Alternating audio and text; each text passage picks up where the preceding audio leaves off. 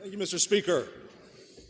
Today I have the pleasure of being the tax man, and I'm here to collect a 0.75% surcharge on any non-primary residence valued at over $500,000 in our state that is unoccupied for more than 183 days out of the year.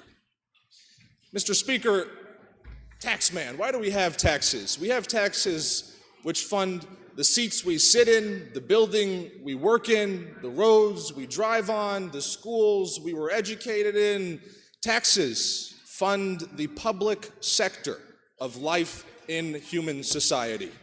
And so while many of my friends here in this body believe taxation is, I'm just kidding, Mr. Speaker, I know better than to beckon a call, but they believe taxation is theft. That's a reasonable argument, I suppose, if you believe that government shouldn't exist. I believe, well, it's interesting because you're all sitting in government, but I believe fundamentally in the public sector and what it can do to protect the public interests. And Mr. Speaker, some people have said, I support raising property taxes. I support putting in place all of these different taxes. We've seen in legislatures prior that people have implemented over 100 new taxes and fees proposed on the citizenry of this state. And over the course of the last 20 years, we have seen rising property taxes that are pushing people out of their homes. I remember the neighbor I had for a long time, just moved out of that house, who said she lived in that home since she was 1 year old. Her parents moved there when she was just born. She raised her children there. She grew old there. Her son is still living in the duplex, and she's going to have to consider leaving that home because she can no longer afford to live in it.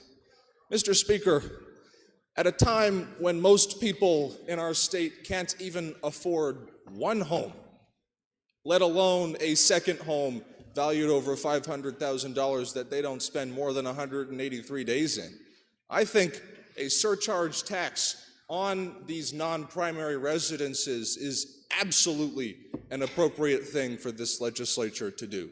There are people out there who say this is going to tax my camp, it's going to tax my this, it's going to tax my that. Well, in some cases it might.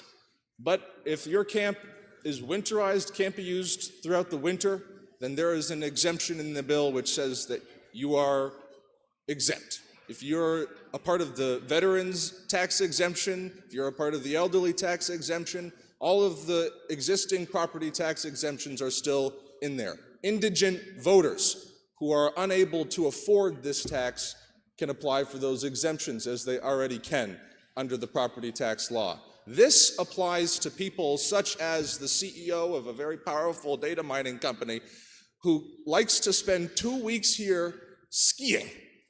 I love it, I'm glad that he does, but that home, $10 million, sits empty for the rest of the year.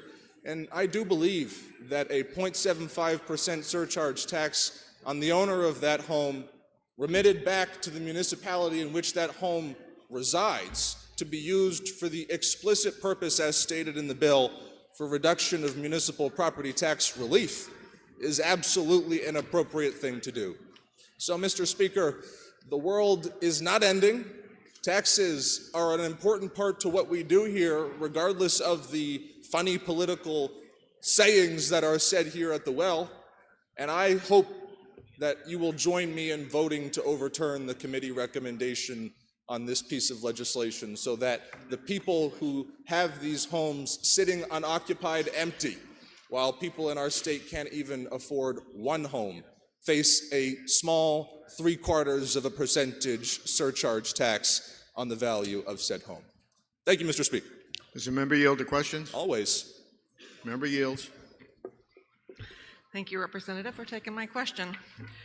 Would you consider this to be taxation without representation, since many of the homes that we have here that are not primary residents may be owned by people who do not live in New Hampshire and are not represented?